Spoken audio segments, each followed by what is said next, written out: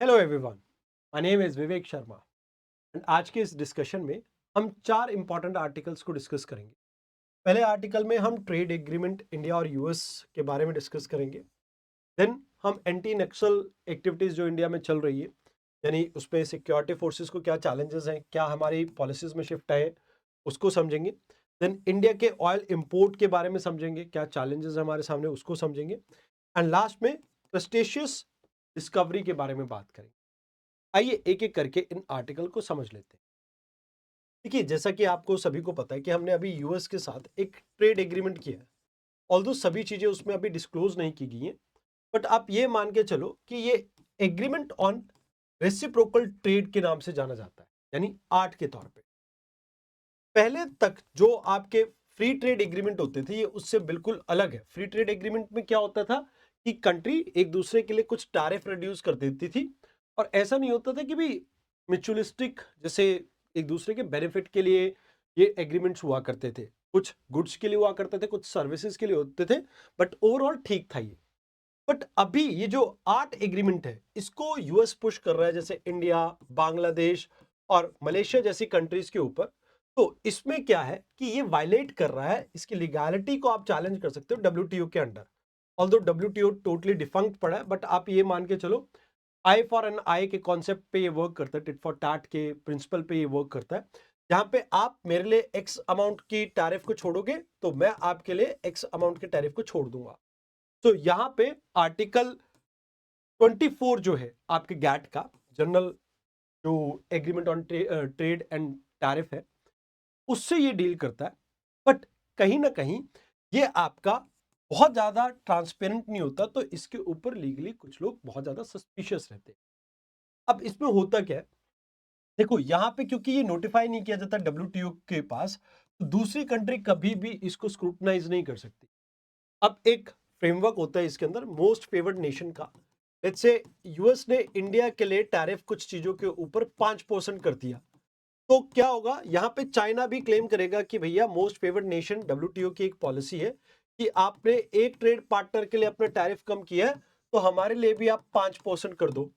तो इसको अप्लाई करने के लिए आपको पता तो होना चाहिए कि टैरिफ कितना है। तो ये कभी पता लगता नहीं है, तो आप ये कह सकते हो कि वन साइडेड बेनिफिट यहाँ पे प्रमोट होते हैं। मोर ओवर यहाँ पे जैसे इकोनॉमिक सॉवरेनिटी है कंट्रीज की, वो भी कहीं ना कहीं इंपेक्ट होती है। अब जैसे इसमें अगर आप देखें, एग्जांपल लीजिए यूएस और अल सल्वाडोर का, तो यहाँ पे टैक्स नहीं कर सकते वो इलेक्ट्रॉनिक ट्रांजैक्शन को, जिसकी वजह से डाटा सॉवरेनिटी के ऊपर भी आपका असर पड़ता है। तो कहीं ना कहीं ये कई बार डेवलपिंग कंट्रीज के लिए कई बार बहुत घाटे का सौदा होता है, क्योंकि उनकी डोमेस्टिक पॉलिसी को ये हर्ट कर सकता है। तो डेवलपिंग कंट्रीज के ऊपर क्योंकि रेगुलरली यूएस के द्वारा टैरिफ इंपोज करके प्रेशर इंक्रीज किया जा रहा है, तो इस तरह के एग्रीमेंट साइन कर रहे हैं। तो कहते हैं कि भाई देखो, एक्चुअल में जो मल्टीलेटरलिज्म है डब्ल्यूटीओ और गैट जैसे, ये अब आज की डेट में खत्म होते जा रहे हैं। कहीं ना कहीं माइट इज राइट वाली जो पॉलिसी है वो आज की डेट में चल रही है। एंड इंडिया के लिए थोड़ी कॉम्प्लेक्सिटी इंक्रीज हो जाती है। अभी यूके के साथ, यूरोपियन यूनियन के साथ, इवन कनाडा के साथ हम डिस्कस कर रहे हैं कि कैसे फ्री ट्रेड एग्रीमेंट करें।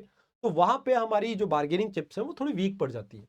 तो यहाँ पे कहा जाता है कि भैया डब्ल्यूटीओ की स्क्रूटनी को आप इंक्रीज करो, डब्ल्यूटीओ को और ज्यादा स्ट्रेंथन करो, बैलेंस करो नेगोशिएशन को। डोमेस्टिक सॉवरेनिटी डिजिटल हो चाहे पॉलिसी की हो, उसको प्रोटेक्ट करने की जरूरत है। एंड रेसिप्रोकल ट्रेड डील को इसके साथ बैलेंस करना होगा। इसमें इंक्लूसिव मल्टीलेटरलिज्म को प्रमोट कीजिए और कलेक्टिव बार्गेनिंग को पुश कीजिए, तो जिससे सभी कंट्रीज को बेनिफिट मिल पाएगा।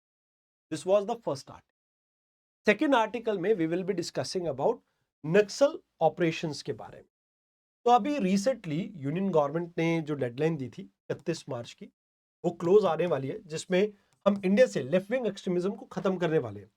तो एक वेटरन पुलिस ऑफिसर है उड़ीसा के, तो उन्होंने अपनी लाइक बात शेयर करी कि कितना पहले मुश्किल होता था मलकानगिरी एरिया में यहाँ पे नक्सलाइट को कंट्रोल करने में। तो कहते हैं कि भाई देखो, हमेशा आपको एक बात तो समझ में आती है कि नक्सलाइट्स होते हैं, ये फॉरेस्ट एरिया में रहते हैं एंड डिफिकल्ट ट्रेन के साथ साथ यहाँ पे गुरिल्ला वॉरफेयर के टेक्टिक्स में ये बहुत ज्यादा स्ट्रांग होते हैं।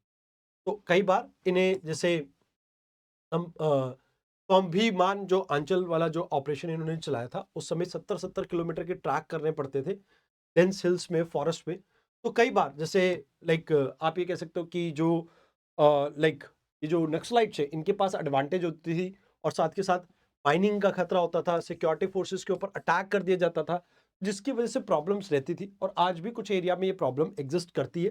मोर ओवर, हमेशा एक बात हिस्टोरिकली ये कही जाती थी कि भी जंगल में अगर आप जा रहे हो तो बर्ड के चहचहाने को, या कोई भी जैसे विलेजर्स है वो कोई सिग्नल दे दें, तो उससे आपका पूरा ऑपरेशन कहीं ना कहीं कॉम्प्रोमाइज हो सकता है, ऑपरेशनल सिक्रेसी आपकी खत्म हो जाएगी। साथ के साथ साइकोलॉजिकल टोल की भी बात की जाए तो डेथ का हर समय खतरा, साथ के साथ यहाँ पे फैमिलीज से दूर रहना, आइसोलेट रहना, मोबाइल नेटवर्क्स है नहीं, एंड ये जो इम्प्रोवाइज्ड एक्सप्लोजिव डिवाइस है इनका खतरा, ये तो हमेशा ही वहां पर बना ही रहता था। तो कहते हैं कि अभी अगर आप देखें तो उड़ीसा के अंदर क्या हुआ, जो ग्रे हाउंड आंध्र प्रदेश का ऑपरेशन था, इन्होंने इंडिजिनसली अडॉप्ट किया, जैसे स्पेशल ऑपरेशन ग्राउंड के नाम से, और यहां पर इन्होंने जंगल वॉरफेयर के लिए ट्रेन किया लोकलाइट्स को, जिससे कहीं ना कहीं काफी फायदा मिला। साथ के साथ इन्होंने नक्सल का जो इन्फ्लुएंस था उसको कम करने की कोशिश की।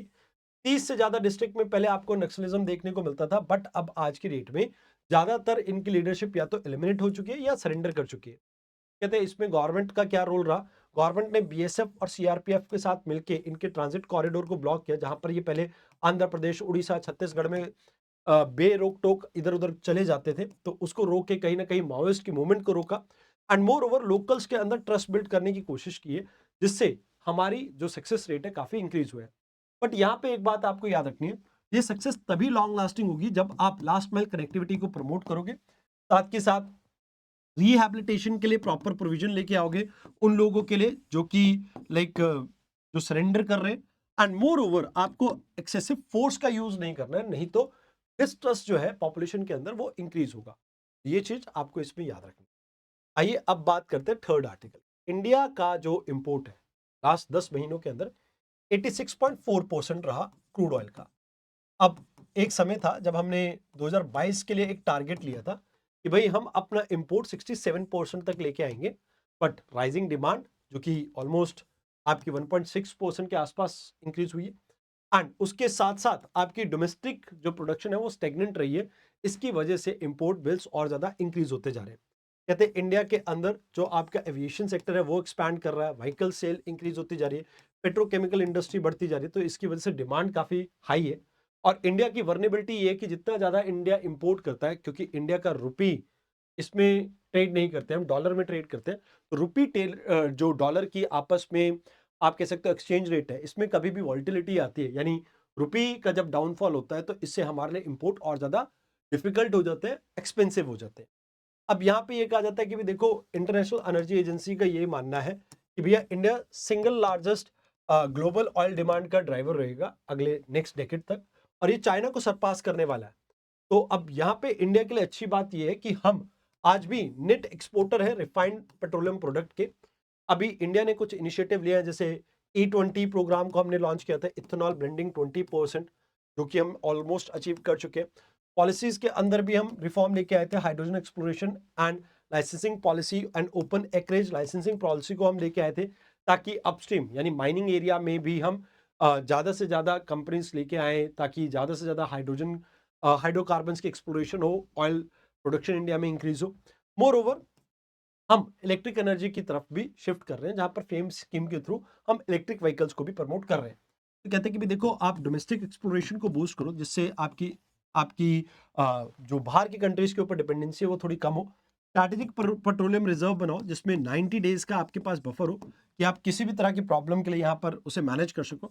एंड कोशिश करो कि ज्यादा से ज्यादा पब्लिक ट्रांसपोर्ट को बूस्ट करो, जिससे लोग अपने व्हीकल्स को कम यूज करें, और इससे आपकी एनर्जी डिमांड नीचे जाएगी।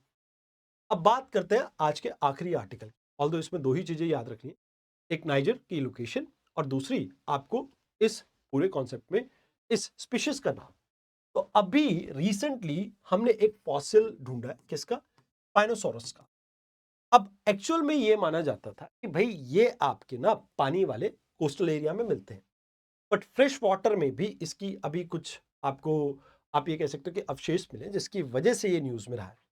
तो कहते हैं कि भाई फ्रेश वाटर में बहुत रेयर मिलते हैं, और वो भी 500 से 1000 किलोमीटर इनलैंड में, ये एक बड़ी बात है।